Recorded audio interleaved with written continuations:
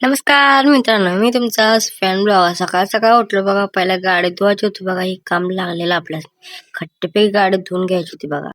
Shampoo मला बाटलीमध्ये भरून घेतला बघा. धुवायची होती मस्तपैकी शॅम्पूनं गाडी.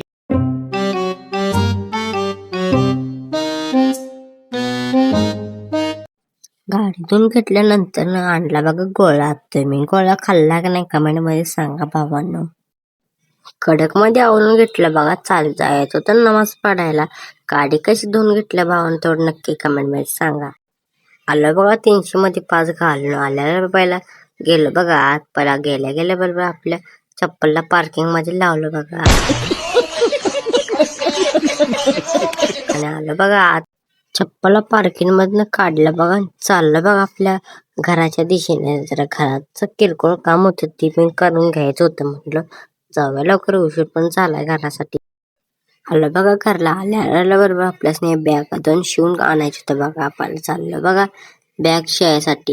घेतलं बघा शिवून खट्ट्यापैकी. चाललं बघा तर टोपी आणायची होती बघा नमाज पडायसाठी. मग जायचं तर नमाज पडायसाठी टोपी आणायला.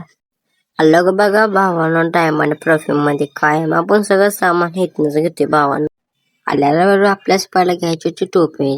काकासनं सांगितलं टोपी काढायला. भावाने नाही का तर काही परफ्यूम होतं. वास घेतला बघा होता पण मला काही एवढा खास आवडला नाही. कुठलं आहे ती डोसकं असं भिंगा लागला आल्या बरोबर. म्हणलं आता आपण पहिला टोपीकडे बघूया. टोपी आम्ही घेतलेली बघा. ही कशी दिसते भावानं तेवढं नक्कीच कमेंट मध्ये सांगा भावानं. किरकोळ मध्ये ब्रेसलेटचं काम होतं बघा. ते पण करून घेतलं. जरा चेहरा बघितला बघा.